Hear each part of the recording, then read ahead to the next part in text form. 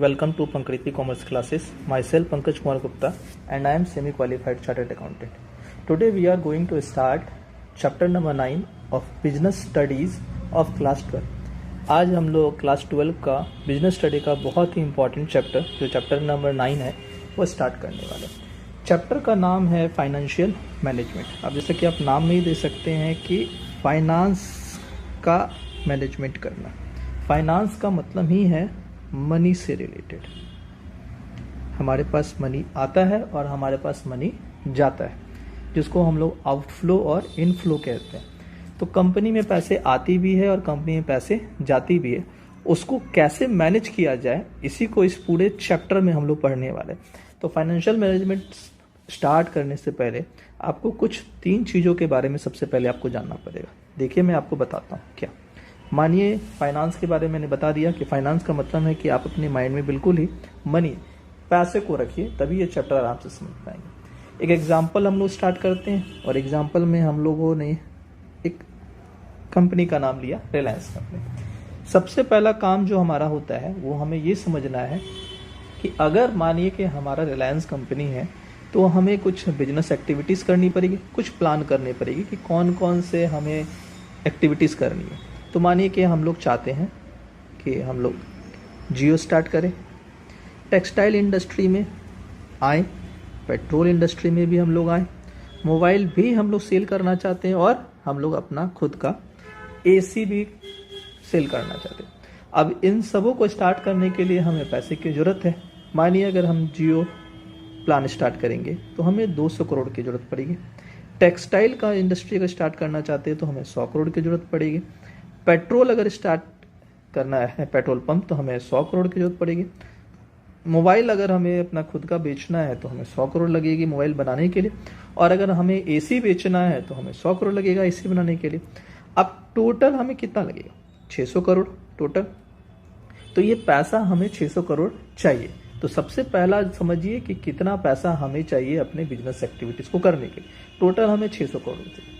अब बिजनेस को पैसा 2 जगह से ही आ सकता है, या तो ऑनर फंड्स या तो बोरोड फंड। या तो मालिक पैसा लगाएगा या फिर हम किसी बाहर वाले से ले सकते हैं।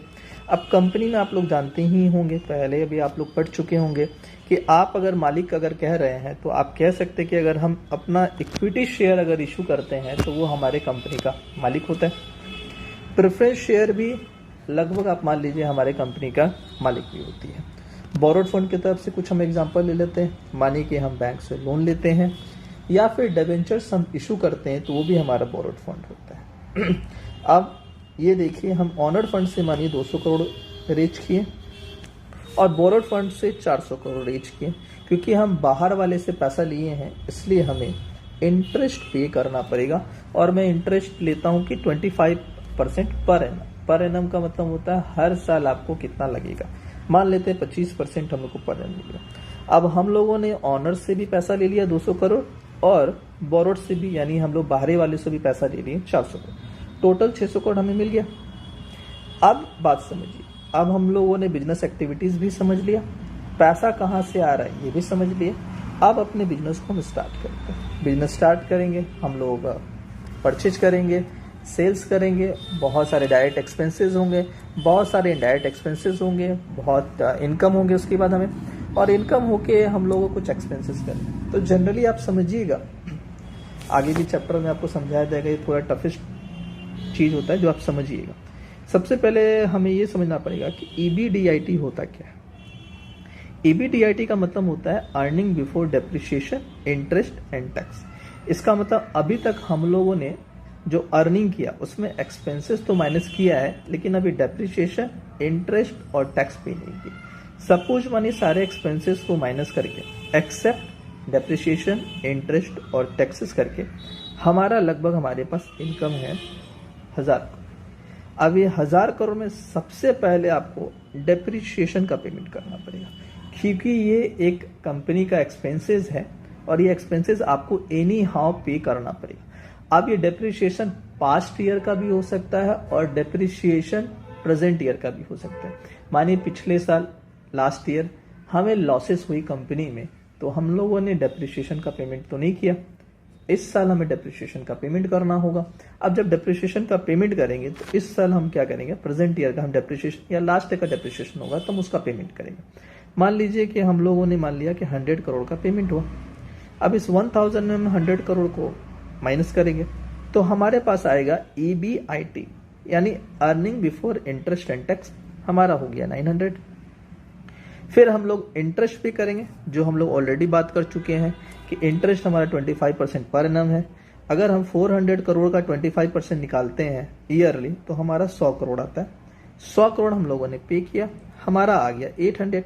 ये जो 800 आया इसको हम लोग कहते हैं EBT, अर्निंग बिफोर टैक्सेस। अब गवर्नमेंट जनरली अगर हम लोग लिए तो गवर्नमेंट जनरली हम लोगों से टैक्स लेती है 30%। अब ये इंटरेस्ट टैक्सेस हम लोग माइनस करेंगे। 800 का अगर 30% हम लोग निकालते हैं तो हमारा आंसर आएगा 240 करोड़। तो ये 240 को हम लोग 800 माइनस करेंगे तो हमारे पास आएगा 560। अब ये 560 जो है इसको हम लोग EAT और PAT भी कहते हैं। EAT मतलब अर्निंग आफ्टर टैक्स या PAT मतलब होता है प्रॉफिट आफ्टर टैक्स। अब हमें प्रॉफिट आ गया, अब प्रॉफिट हमारा हो गया आफ्टर टैक्स 560 करोड़। अब क्या ये 560 करोड़ पूरा का पूरा हम लोग डिस्ट्रीब्यूट कर दें शेयर होल्डर्स को, जो हमारे मालिक हैं, डिस्ट्रीब्यूट कर दें? अगर हम ये 560 करोड़ पूरा डिस्ट्रीब्यूट कर देते हैं और फ्यूचर में अगर हमारा कुछ प्लान हो या फिर फ्यूचर में कुछ इमरजेंसी आ जाती है तो क्या हमारे कंपनी में कुछ पैसे बचे हुए हैं? नहीं बचे हुए। तो हमें बिजनेस स्टडी ये सिखाता है कि हमें 560 करोड़ टोटल ऑनर को नहीं बांटना चाहिए, नहीं देना चाहिए। हमें कुछ प्रॉफिट्स को क्या कर लेना चाहिए, अपने पास रख लेना चाहिए, जिसे हम रिटेन्ड अर्निंग कहते हैं। अब ये रिटेन्ड अर्निंग सपोज मान लेते हैं 160 करोड़ हम लोगों ने रख लिया और जो बाकी बच गया 400 करोड़ ये हम बांट दिए। मैं ये टोटल जो हम लोग ये चीज़ पढ़ें इसमें टोटल 3 चीज़ हमें समझना है। पहला कि हम लोग जो एक्टिविटीज़ करने वाले हैं उसमें कितना कितना पैसा लगने वाला है, पहला। दूसरा, अब जो पैसा हमें एक्टिविटीज़ करने के लिए लगेगी वो कहाँ से हम लोग पैसे को रेज कर सकते हैं। तो 2 जगह से कर सकते हैं, एक ऑनर फंड और एक बोरोड फंड। और जब पैसा आ जाएगा तो पैसे को डिस्ट्रीब्यूट करना है हमें, तो हम कितना पैसा डिस्ट्रीब्यूट करें अपने मालिक को। तो हम लोग पूरा पैसा तो डिस्ट्रीब्यूट करते नहीं हैं, कुछ पैसे रख लेते हैं और कुछ पैसे हम लोग क्या करते हैं, मालिक को बांट देते हैं। यहाँ तक होप आप लोग को समझ में आ गया होगा। अब बात समझिए, यहाँ तक समझने के बाद अब आपको जो समझना है हमें वो ये समझना है अब चैप्टर के बारे में। तो सबसे पहले हमें फाइनेंशियल मैनेजमेंट का मीनिंग समझना पड़ेगा। जनरल समझिए, कोई भी बिजनेस कंसर्न अगर आप बिजनेस करते हैं तो सबका मेजर गोल एक ही चीज़ होने वाला है कि आप प्रॉफिट्स बनाइए। और प्रॉफिट्स बनाइए तो किसके लिए आखिर बनाएंगे? जो मालिक पैसा लगाए उनके लिए ही बनाएंगे। तो कैसे बनाएंगे पैसा? तो ऑब्वियस सी बात है, जो आप गुड्स और जो सर्विस बेचेंगे उसको सेल करके आप प्रॉफिट कमाएंगे और प्रॉफिट कमा के मालिक को वापस करेंगे कहीं ना कहीं। अगर आपको इस गोल को अचीव करना है तो कहीं ना कहीं आपको फाइनेंस की ज़रूरत पड़ेगी। बिना पैसे का तो आप ये काम कर नहीं सकते हैं। आप गुड्स और सर्विस देने के लिए आपको कुछ चीज़ खरीदने होंगे और ख़रीद के फिर बेचना होगा मार्केट में। तो इस चीज़ को आप साफ साफ समझ लीजिए कि जो कोई बिजनेस कंसर्न है वो कहीं ना कहीं फाइनेंस इसका क्या होता है, सॉल्व होता है। कहीं ना कहीं ये इसका आत्मा है। बिना पैसा का तो कोई बिजनेस कंसर्न चलने वाला नहीं है।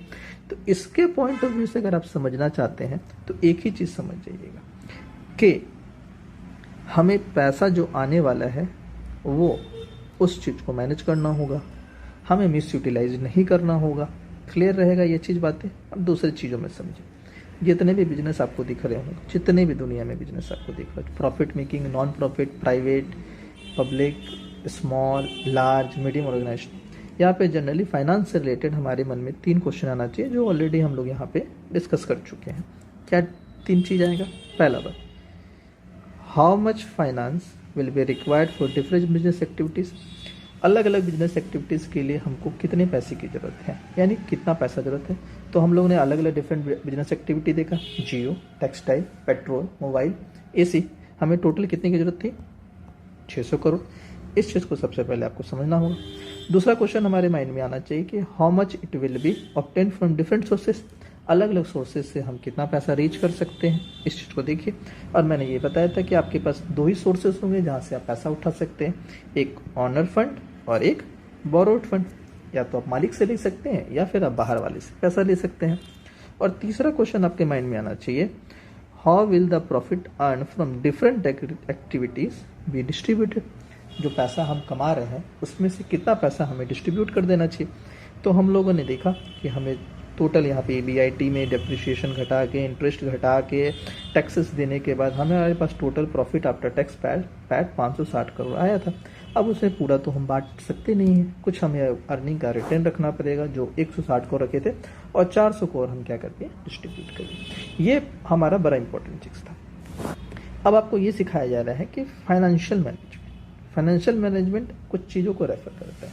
जनरली फाइनेंशियल मैनेजमेंट रेफर करता है कि आपका जो फाइनेंस जो पैसा आएगा उसको आप जब एक्वायर करेंगे तो इफ़िशिएंट एक्वायर कीजिए। इफ़िशिएंट का मतलब होता है कि पैसा जितने का ज़रूरत है उतना ही उठाइए, उससे ज़्यादा पैसा उठाने की कोशिश मत कीजिएगा। दूसरी बात, जब पैसा आप इफ़िशिएंट उठा लेंगे तो उसको एफिशिएंट यूटिलाइज कीजिए, मिस यूटिलाइज मत कीजिए। जितने पैसे खर्च करने का जरूरत है उतना ही खर्च कीजिए, उससे ज़्यादा आप खर्च मत कीजिए।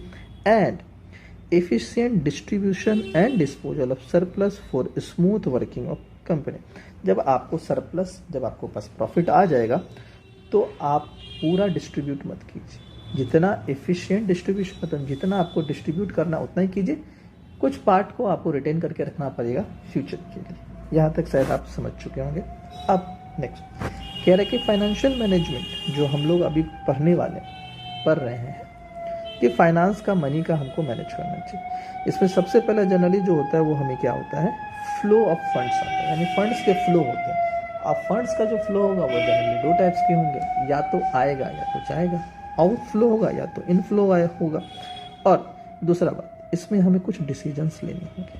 क्या डिसीजंस लेने पड़ेंगे कि हमें फंड्स का क्या करना पड़ेगा, प्रोक्योरमेंट करना पड़ेगा। फंड्स को सही तरीके से अपने पास रखना होगा और सही ढंग से हमें उससे क्या करना पड़ेगा, खर्च करना पड़ेगा। और जब आपके पास फंड्स आएगा तो फंड्स को कहीं ना कहीं इन्वेस्टमेंट करेंगे, या तो आप लॉन्ग टर्म एसेट्स के लिए इन्वेस्ट करेंगे या तो शॉर्ट टर्म एसेट्स के लिए इन्वेस्ट करेंगे। लॉन्ग टर्म एसेट्स का मतलब एक ऐसा एसेट्स जो 1 साल से ज़्यादा आपका चलने वाला है, और शॉर्ट टर्म एसेट्स का मतलब एक ऐसा एसेट्स जो 1 साल से कम चलने वाला है कहीं ना कहीं। और जो प्रॉफिट आएगा वो कहीं ना कहीं आपको क्या करना, ऑनर के बीच में डिस्ट्रीब्यूट करना। अब एक इम्पॉर्टेंट जो डेफिनेशन आता है जीएल मेसी का, जीएल मेसी क्या कहते हैं जरा समझिए। ये मैनेजमेंट लिख लीजिए यहाँ पे।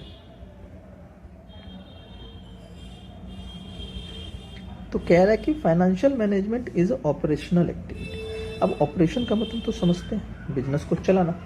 तो फाइनेंस को मैनेज करने का मतलब ही है कि आप, ये एक तरह का ऑपरेशन एक्टिविटी यानी बिजनेस को चलाने का ही एक पार्ट है। आप लोग पहले भी पढ़े होंगे कि हम लोगों ने ना लेवल बनाते हैं, हम लोग top level management, middle level management और लोअर लेवल मैनेजमेंट। यहाँ पे आप लोग पढ़े होंगे कि एक फाइनेंस डिपार्टमेंट होता है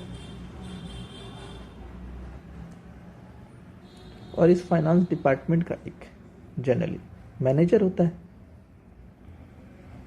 और ये मैनेजर आप जनरली जान लीजिए कि जो बनाया जाता है वो कॉमर्स फील्ड के ही कोई क्वालिफाइड होते हैं। जस्ट लाइक मैं एग्जांपल ले लेता हूँ, चार्टर्ड अकाउंटेंट। तो भी चार्टर्ड अकाउंटेंट क्या करेगा, मनी का मैनेज करेगा, और जो मैनेज करेगा उसको एक तरह का ऑपरेशन एक्टिविटी बनाएगा, क्योंकि फाइनेंस डिपार्टमेंट तो एक ऑपरेशन एक्टिविटीज़ है। और जो चार्टर्ड अकाउंटेंट होगा वो रिस्पॉन्सिबल होगा, किस चीज़ के लिए रिस्पॉन्सिबल होगा कि आप पहली बार फंड को जो ऑब्टेन करेंगे, कहाँ से आप ऑब्टेन करेंगे, ऑनर से या बोरोड से, ये आपकी रिस्पॉन्सिबिलिटी कि फंड कितना उठाना है और कितना अमाउंट किस तरफ से आपको उठाना है। दूसरा, जब आप फंड उठा लेंगे तो उसका इफेक्टिवली यूटिलाइज करना है, फालतू का खर्चा नहीं करना है। और जो भी आप ये चीज़ करने वाले हैं वो ऑपरेशन के एफिशिएंट के पर्पस के लिए ही करेंगे। जीएल में से यही कह रहे हैं। तो यहाँ तक पहले आप बात को समझिए, फिर इसके बाद नेक्स्ट क्लास जो हम लोग स्टार्ट करेंगे वो रोल ऑफ फाइनेंस स्टार्ट करेंगे। बाय।